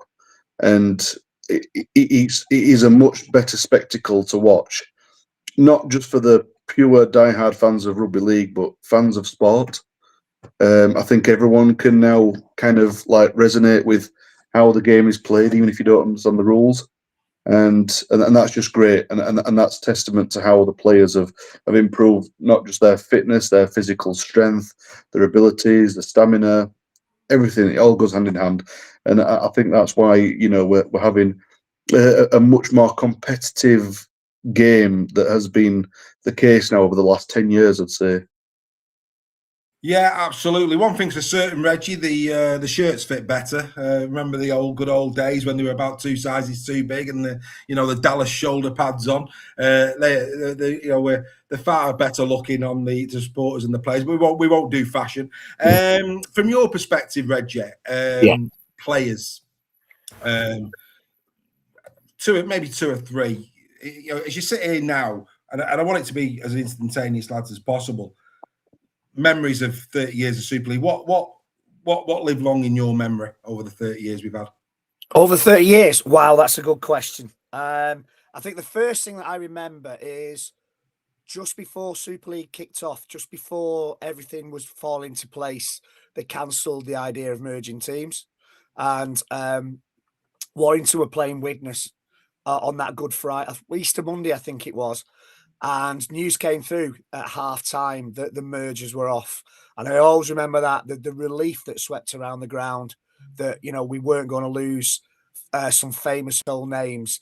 Some teams missed out on Super League. Some famous old names missed out on Super League. But that was my first memory. Wide to West has got to be a memory that will stay long in the head. Seeing Andrew Johns run out for the wire, my word, that was something special. And then probably the other thing that sticks out to me is Robinson's try in the first grand final. That was a special moment as well. You got the Burrows try in the grand final as well. So those just not Warrington related. Those are a few of the things that stick out to me. on a personal level that kind of I remember. Steph, same question. Over the 30 years that we've had, your fondest memories thus far? Yeah, well, it's funny Reggie mentions that the wide to West. Like I've my team hasn't been in Super League for a lot of the Super League seasons, but I remember we had a coach called Ian Millward at Leigh. We brought him over.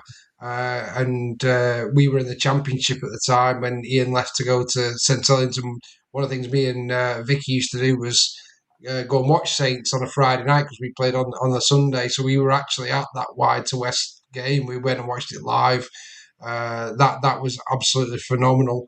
I think seeing Leigh promoted to Super League for the first time ever, celebrating that with my granddad in 2004, was unbelievable. And I think probably the most special memory for me was going to Leeds for the Rob Burrow game when Rob Burrow passed, and Rob's first game that he watched, I think, was Leigh versus Leeds. I think that it wasn't lost on a lot of Leigh fans how special that was. That and how things aligned. That was the game. After Rob's passing, that we got to celebrate his life, and I don't think that memory will ever leave me. Going to that game, and I felt bad as a Leigh fan that we felt like we were taking tickets off Leeds fans to go to that game, but it was so special. It was such a special day, and that day will live me for the rest of my life. Yeah, well, you got Adam Walsh there. Good evening to you, mate. 30 years on, and his team are always fighting at the top. That, of course, being St Helens. Little Ollie's in the chat. He's saying it's certainly got better, even though he's only 12 years old. So I'm not going to argue with the little man. He knows what he's talking about. He's never had it so good. He's never had it so good. Craig Forth says he remembers watching the news when the Hull Sharks launched, which was interesting. Yeah, so that's interesting. So Joel, same question. It's a bit vague, but it's the memories that the sport has given me. I started watching. It was actually '96 when I started watching, following rugby. So I grew up in and around a football family, as you guys know anyway. All my family have pretty much played football. Even my dad did as a young lad. He was a young footballer, and my dad was good friends with a family of a lad who played for Huddersfield Town. So I grew up going to a lot of the games, getting to go to in the boxes and enjoying the town matches. But I remember asking my dad. I said, "Dad, why does?"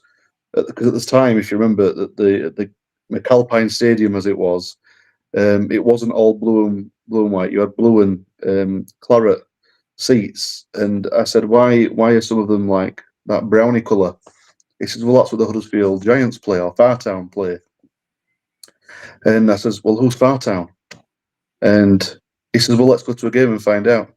So we went. I remember going to my first ever match, and the crowd was a little bit smaller, and that's not to joke about us crowds now, because back then it wasn't terrible crowds. We was hitting 8,000 average. It wasn't too bad. And then I just fell in love with the game, and then we kept going to matches, became season ticket holders, and one of the biggest memories I have that I really enjoyed was going down to when it was the McAlpine still, watching Great Britain take on New Zealand. And having a packed out stadium, everyone chanting for Great Britain, for me was an experience I'll never forget, because I've never been in a stadium up until that point that were full. And we were all singing for the same team, and seeing Jamie Peacock, going up against some of the most ferocious players that I'd ever seen. I can't remember some of the names of them that played back then, because I was still quite young. But I remember what Burgess one, Joe. Wasn't that when Burgess hit Moi Moi? Yes, it was actually. Yes, that's right. Yeah, yes, it was. That was a memory. Now you say it, yeah, because Jamie Peacock went up against Willie Mason against Australia, wasn't it? And yes, it was Burgess. That's right. And I just thinking, this is the game that I should have been watching since birth. You know, absolutely unreal. And that's what made me want to play. You know, because just seeing people getting absolutely clattered and getting paid to do it, I thought is just fantastic.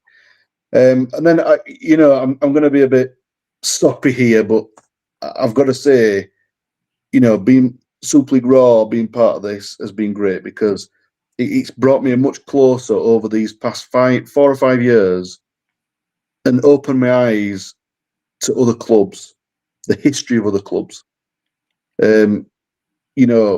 Seeing how much Rob Burrow meant to people, how much he meant to me, and he wasn't even part of my club. Having the opportunity to go to all your guys' stadiums and seeing how different fans are and interact.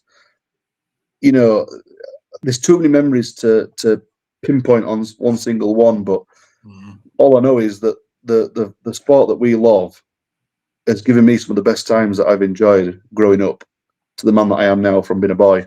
And from you guys, it's different because you were all adults at the time of '96. But for me, I was a young lad and grew up to be an adult. It's been good. Yes, Steph, I think he was an adult at '96. I was 18, but yeah, okay, I'll take that. Adult.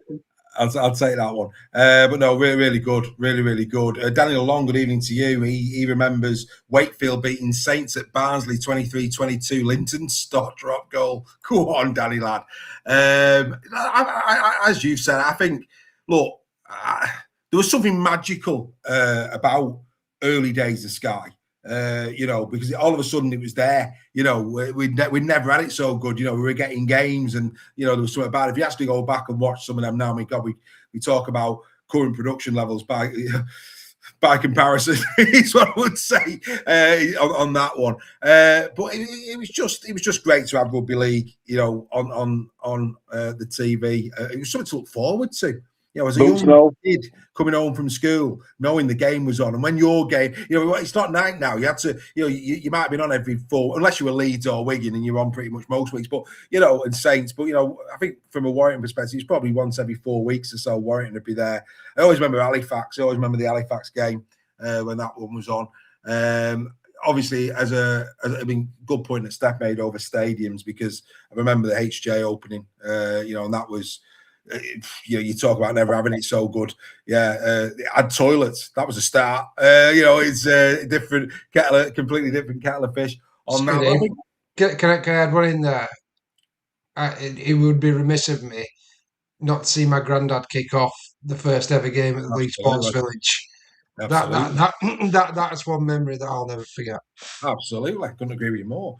I just think there was just so many. I mean, look.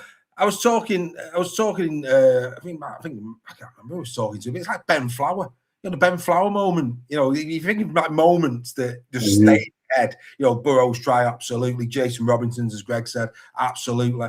The modern day tries that we've been talking about over the last 5 years. They're all there. We've had the privilege of watching some incredible athletes over that period. And. It's dead easy to sit here and say, the likes of Jamie Lyon, Andy Farrell, Paul Sculthorpe, etc., etc. Again, spoiler alert for Craig Lingard's show tomorrow at 7 p.m. But Reece Lynn scored at the weekend.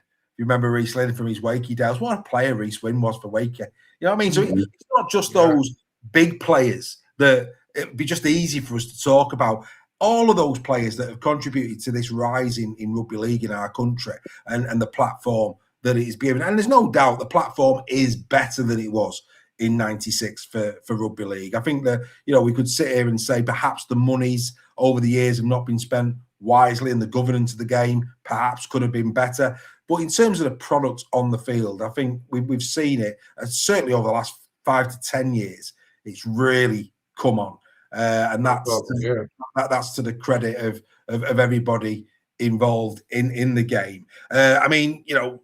Was there a greater sight than Leslie Vainicolo in those, Bullmania days, and big Leslie doing what he was doing? Again, the younger kids, young old, will go and get on YouTube, mate, and go and watch Leslie Vainicolo. Make sure that the lights are turned on though, because we don't want you having nightmares, mate. That lad on the wing was something special, very, very special indeed. But yeah, I mean, look, it's very difficult. We could, as Greg said, when I said let's try and reminisce a little bit on 30 years, we could be here all night, and we could. I could start listing loads of tries and moments, and dancing David Solomon with his offloads that I had the privilege of watching for a few years. Just wonderful, wonderful times. It's why we love this great game of rugby league, and we find ourselves now 30 years on, and perhaps at a massive crossroads, because we said earlier, now Nigel Wood is in situ, we will expect some big announcements probably in terms of what Super League looks like 27 and beyond. So on that topic of 27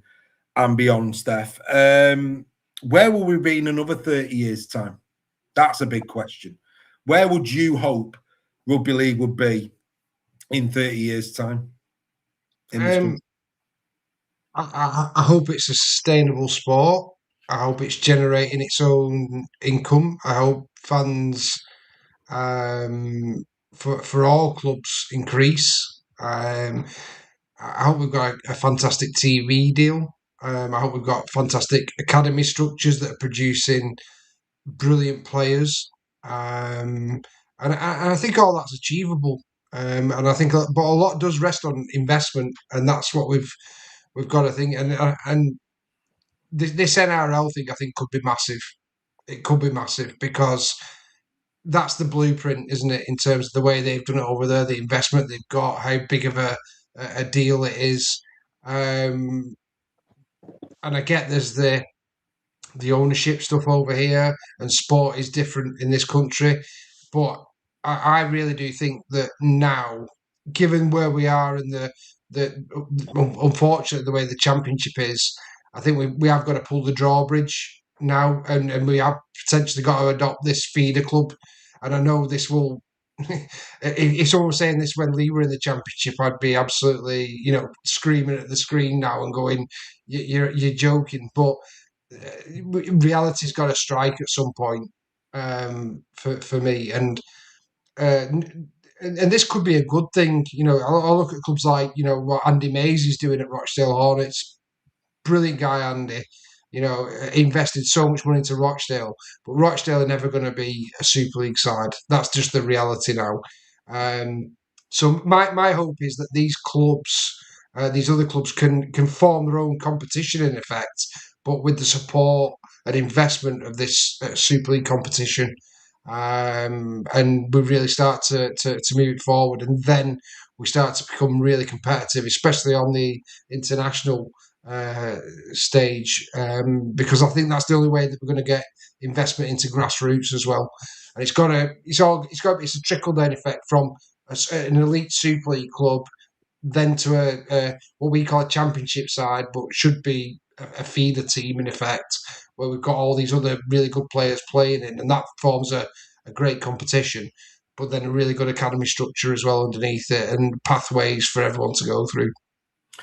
Yeah, I mean, look, just coming in on your thoughts. So, I mean, the Newcastle York is almost NRL. Well, it is. It's the NRL model. That's what it is. And for those who aren't into the detail, York and Newcastle at the moment, both squads are interchangeable. They're loaning players back and forth to make it's all within the rules of the game, and that's pretty much what's going on in Australia. And I think that's possibly the future of the game, perhaps, in this country. Joel, where would you hope? Well, obviously, you'd hope Huddersfield in Super League. That's the first one, I'm sure. But as a game, as a team, as a sport, where do you hope it is?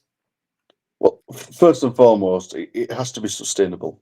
Yeah. And that comes commercially, then in turn financially. You would hope that players would be getting paid a bit more money, because the NRL is a great product because they get paid so much better. They have better facilities, the training, the coaching. We're talking, it's a step up in class from the person who cleans the kits right through to the top tier management and owners. It's all a grade upwards because it's been done correctly. So the NRL is very sustainable because of that. And Steph mentioned about the feeder club scenario. So there are some clubs that will be happy to stay in the championship and will be happy to be them feeder clubs. If that is the model that we're going to go with, what we do need to do is that, well, what the rugby league needs to make sure of is that competition within itself is not just a viable competition, but one where people want to be a part of it, the supporters want to see it, and there's a real goal at the end of it. So the players may view it that they come to win their own grand final, they get the opportunity of getting a shot at the bigger club, at the elite Super League club. Maybe we might change the name from Super League, possibly. I don't know what the plan is there. But there's a lot of things that need to change, because clearly where we're at right now, the sport is great, but commercially it's not doing well because the money's not there, the broadcasting's not there, but the NRL clearly know the blueprint, and if they can give us that blueprint and put us somewhere, where we can be on the road to becoming like the NRL, then I think there's some big things coming, and it would be nice to see that there'd be a possibility of interchanging players from the NRL to Super League and Super League to NRL, and not because it's going to a step up to the NRL, more of a different opportunity, different chance and prospect. If there's a way that they can somehow link clubs across the continents, that'd be pretty cool. If they had, if it was 18 and 18 now, should we say? I need to get me out of the 17 with the Perth Bears. If there's a way of getting 18 clubs in each competition, if there's a way of linking them together, that I think that'd be pretty cool. That'd be something that would be exciting. And things like Vegas happening, more of that, going into more, maybe if when the wars are over, going into like Saudi areas and different places where there's a lot of money, and that the league, the sport can be grown properly. And I think there's no reason why we couldn't eventually one day, maybe not compete with football, but be there or thereabouts. Like in America, you've got basketball, baseball, and they're all competing with each other. And I think that we could have some sort of product that could go edge towards that. There you go. A couple more in the chat talking about their times. Interesting, Jono in the chat, loving his time at Wilderspool, harking back to those days at Wilderspool back in the day, which is fantastic. Shoulder pads are being mentioned in there. Halifax getting a few raps in terms of what a great place that was to be. Graham Smith, lovely. My lad was a mascot for England, New Zealand. That's a nice memory, isn't it? Gary Whitecurse, that's a cracker. That remember margin meter? What an absolute dog's dinner that was. Yes, we're going to 20 points to 0 up. They've got an 80% chance of winning the game. No, you really, honestly, you think? The 20 points to 0 up at half time. You think they're going to win 40-0? Really? It's just like, what? As much as it's been pioneering for like video referees and all that kind of stuff, some of the ideas they've had over the years have been bonkers, haven't they? Greg, your thoughts? Where would you hope? One, to still be here watching the great game of rugby league, I'm sure. I was going to say that, mate. Simo's had me dead and buried for the last 5 years, so I don't think I'll. Well, one of your favourite phrases is "you're not long for this world," so I'm hoping you've got 30 years in you, mate. Go on, where do you hope the game's going to be? Can I just do the next 5 and edge my bets? When you're looking down from the pearly gates with St. Paul, mate, where is it going to be? Yeah, I'll be having a word with him upstairs and saying, "Come on, please let Warrington win it this year." For one, I hope Warrington have actually got that monkey off the back of it and finally won one or more. No, serious footing. As the lads have said, it's still a commercially viable, a commercially successful sport. And for me, I'm not going to repeat what the guys say. I completely agree with them. That it has got the respect that it so richly deserves as a sport, and the athletes get that respect from sponsors, from investors, and from the media as well. I come from a media background, and I've made no bones about we don't get a fair crack of the whip in the media.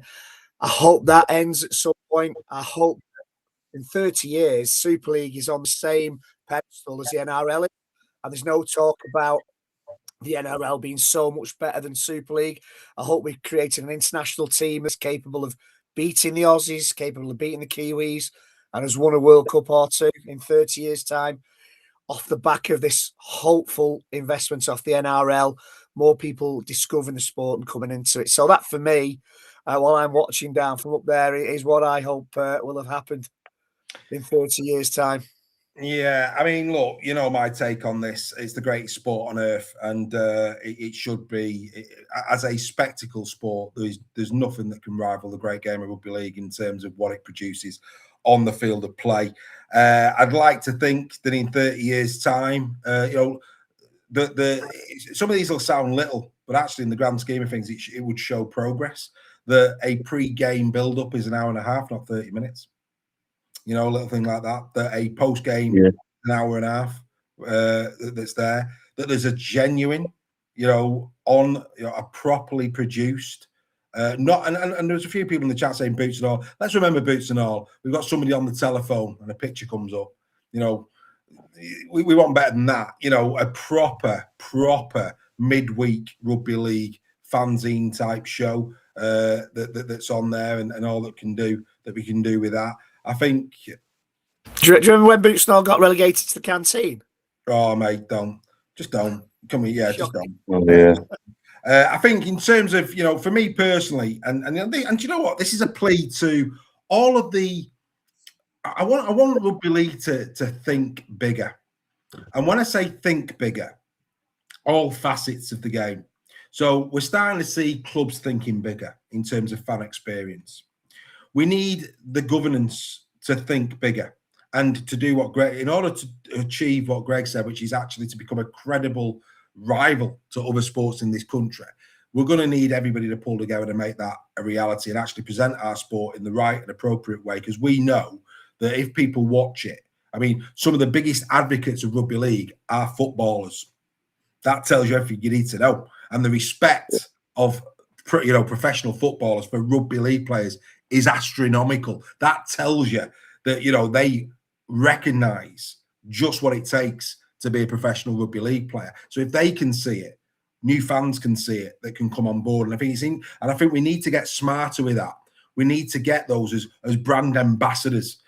These people that have got a bit of clout, we need them as brand ambassadors actually promoting alongside. Warrington going about Luke Littler, it's still underplayed.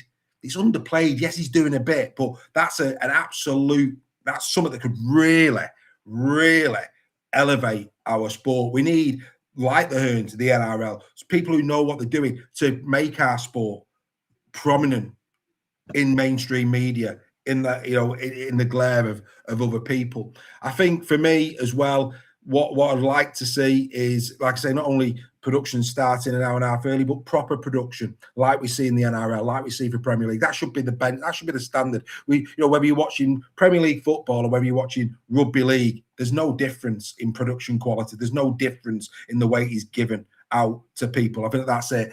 I think the agents need to be better. And what I mean by that is I've been watching, and I've actually enjoyed this series. I don't watch them all, but I found this one quite interesting because it was Australia against the Poms, and we like a little bit of that, don't we, in rugby league? And SAS, the SAS show have done Australia versus Britain. I can't remember the actual full title. Yes, it's one that Middleton used to do. Where are rugby league players on that show? If there's ever a show that a rugby league player will go on and smash it, it's Some that. Burgess did. Some Burgess didn't. Over in Australia, but not over here. This is Right. about making the British players. I mean, back in the day, you had Martin Afire, you had these players on Question Sport. People knew who they were. In the modern day, and people laughed at Keenan Brand and Jakes O'Neill when they went on Love Island. But you know what? He got eyes on rugby league. He got eyes on rugby league. I think what we need the agents to do, and I'm sure they try, and I hope they do, is to look for those synergies and get rugby league players on those platforms. Just imagine a rugby league player on SAS. It'd be phenomenal. They could actually do a special. They could actually We need our own, Dave. Though we need what F1 does in terms of Drive to Survive and all that kind of thing on Netflix. Everything there is documentary based, and it's the Netflix, Amazon Prime, whatever era. Wakefield do a fantastic job of it. Leeds do a fantastic job of it. Hull have done it with their one with the was it Renaissance or whatever, Resurrection, whatever it was they called theirs. That's what we need, because this is what when you got a sport, the only way to get buy-in, like internationally, I'm talking about now, is to be on these kind of platforms with a story. And it's like, look, if Wrexham can do it, and I know you've got the Ryan Reynolds or whatever thing point, but that's all it takes. It takes one big personality and a billionaire in Reynolds to come in, but that can change everything overnight. But and that's it. That is exactly it. But you've got to. I mean, just going back before Steph jumped in there, just to go back to the SAS one, right? That has got a core following. That is a program that has got a core following. You know, of people who watch it, regardless of who's on it, whether it be celebrities, whether it be Australia, whoever, they're watching it. Now, I don't know how many millions watch that, but it will be millions that watch SAS. There's no doubt about that. Imagine in the, and again, I get it, you know, you probably couldn't do this in terms of active players, but imagine at the end of this season, the retirees, if you got them straight on and they were actually wearing the shirts of the teams that they played for as part of that program, and you pitted them against each other as part of that. That would be impeccable viewing, and and rugby league fans would watch it straight away. But the core of that viewership of that program would watch it, and they'd be like, I mean, watch the celebrities do it. We know the rugby league lads would just be different gravy. They'd be like, oh God, these lads are something. And then if they actually did it whereby they intertwined a bit of the action, the tries that they scored when they were playing, or the tackles that they did, and worked that in, and actually did a collab, Super League, SAS, whatever it's called, and it's the program, but there's those action pieces that are put in. So, for example, Josh Griffin is an example, who's probably may retire at the end of the season. Josh Griffin's there representing York Knights, and then you see Josh Griffin, some of his hits, some of his tries that are into, you know, as they're telling the story of him or whatever. Suddenly it's like, oh, is that the sport they play? Well, that looks a bit tasty, doesn't it? What's all that about? And you grow. So like I say, synergies with mainstream media where our players are put on the pedestal they deserve to be, which in turn will grow the game of rugby league. All of that, I think, if there's one thing that at this moment in time holds us back, where it's radical, it would make a radical difference to the game of rugby league, would be to maximise the players, to put the players, because we all know they are the gladiators of our sport. They are incredible human beings, some of the best lads that you're ever going to meet, and the ladies. Let's not forget them. You know, wonderful, wonderful people, great values, great community values. You know, no better role model for any child in this land. Let's be crystal on that. For them to have a platform, for them to be given the prominence in this media world that we're in, if we can achieve that, that will make a massive difference to people watching the great game of rugby league. And we know that once they come to rugby league, they don't turn away from it. It's a different class altogether. I think the game's going in the right direction. I think the sport's getting better and better all the time. I think we've got to piggyback at this moment in time on the back of the NRL, because they are the premier rugby league competition. But I think Greg said it. We've got to keep narrowing that gap, and we've got to make it a more global sport, and it's the southern and northern hemisphere that's going to be the spearhead for that into other parts of the world. So, you know, there's lots there that I've said. I don't know if it's all waffle or good ideas. I don't know, but that'd be my hope. I think the game itself will flourish. I do believe that. We need the investment to be spent in the right way. We need the governance to work for the good of rugby league, not Warrington Wolves, Wigan Warriors, St. Helens. No, we've been there, we've done it. It ain't going to work that way. We need to look at this sport. You know, Steph mentioned a moment ago about the new podcast that we've put together, which is the Super League Raw Ladies Tackle Talk podcast. The reason for me that podcast is getting better and better is because their sole focus is they want the podcast to be as good as possible. That's it. Whatever's going to make it the podcast, not me as it's the same with what we do. It's not about, we haven't got egos on this program. It's about Super League Raw. It's about the brand. It's about what we want to be. That's always been our main focus. Same with the girls on theirs. Rugby League needs to be the same. The brand of Rugby League. What is going to make Rugby League better, more viable, more people watching it? You can't do that if you're constantly looking after your own interests. You need governance to be for the good of the sport that looks after those clubs and make sure, to quote V'landys, make them profit. Let me worry about making you profit. You worry about running your club. That, for me, is what would make our game better. Because there you go. Incredible stuff. Enough said on that. We could go all night, and we've literally not got any time to go into it anymore. All I would say, though, is this. Captain's run, unmissable this week. We're going to be talking Castleford Bradford. Yes, what a great Yorkshire rivalry. It's back. Wonderful, wonderful stuff. We've got KR Saints, the narrative around that game. Ho, ho, ho. We'll be getting right into the ribs of that. KR having an absolute shocking start to this season. Saints Ellens in adversity doing well. Whoa. Imagine, just imagine. At what point does that become a crisis? At what point is it the Sam Burgess effect at KR? Last year, Sam Burgess being courted by Australia. Willie Peters this year being courted by Australia. The 2 assistant coaches from last year out, 2 new assistant coaches in.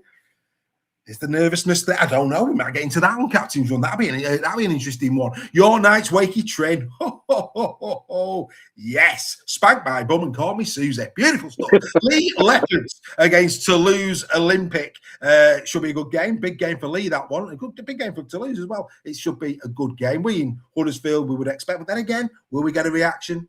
Probably not. I would expect Wigan to be a bit too strong. FC Catalan. 2 brilliant wins for them two last week, and they go toe-to-toe at the MKM. That's going to be a good game as well. And then, of course, the 30th anniversary game normally delivers Leeds Warrington at Headingley. Should be an absolute belter. So there you go. Lots to look forward to there, boys, this weekend. Captain's Run, anybody at 6 o'clock on Thursday? I think it's probably worth tuning in for, would you say? Yeah, I would probably say so as well. Do consider becoming a member. We would love to have you. And look, I'm going to close on. I don't know what's happened tonight, but I will say this. You know, if you're in the chat, behave yourself. I'm not quite sure what's happened. I'm going to find out what's happened. You never know what will come off the back of that. But like I say, if you're in the chat, be the best version of yourself. And remember, the Super League Raw community is for everybody, and we show each other the absolute utmost respect, and that's what we do. Not quite sure what's happened. I've got a feeling something has, and I'll be getting to the bottom of that as well, as you would expect me to. Just in closing, we're talking about where Super League currently is at. As you know, I'm keeping an eye on attendances. Worth celebrating as we go off air. Okay, this week just gone. Bradford against Huddersfield. The last time they met in Super League was all the way back in 2014. It was a round 5 game. It drew at Odsal 6,781 people. This week they got over 10,000. Wonderful. Catalans Hull KR down on 1,000. That, I think, had a lot to do with KR fans because of the amount of money they've had to spend. We know they didn't take as many over, so I'm not too concerned about that one. Hull FC took on Leeds Rhinos. When they went toe-to-toe last year, they've had just over 800 more fans through the turnstiles for that one on Sunday. So that's good news. Toulouse had a shocker. Worst crowd of the season at Toulouse. That's a concern for Toulouse. Wakey against Leigh. They were up by approximately 400 fans. Warrington Cass last year, round 13, 8,625. It was 9,442 this week. Again, up. Great news. And then Wigan Warriors taking on York Knights. This is encouraging. Versus the Bradford game. Bradford took 9,997 for the Bradford game. 13,187 for the York game. That's worth celebrating. So the great game of rugby league, more and more people going through the turnstiles. Long may that continue. Enjoy your rugby league. Don't forget, tomorrow, 7 p.m, Craig Lingard and I will be talking all things Championship Rugby League. We've already promoted it already. The Captain's Run back this Thursday, which is not the 19th. It's actually the 26th. But hey, it's the same time, 6 p.m. Listen on Spotify and Apple or watch on YouTube. The Ladies Tackle Talk, that is available now. Make sure you listen to it, as too is the Final Hooter. We will all be back next next Tuesday. I think it might be an earlier time of 7 p.m. I think I'm working. I'm on nights next week, so it might be 7 p.m. Keep your eye out on our social medias. But for this week, we're done. We're dusted, and we'll see you next week. All the best, everybody. Enjoy your rugby league. Bye for now.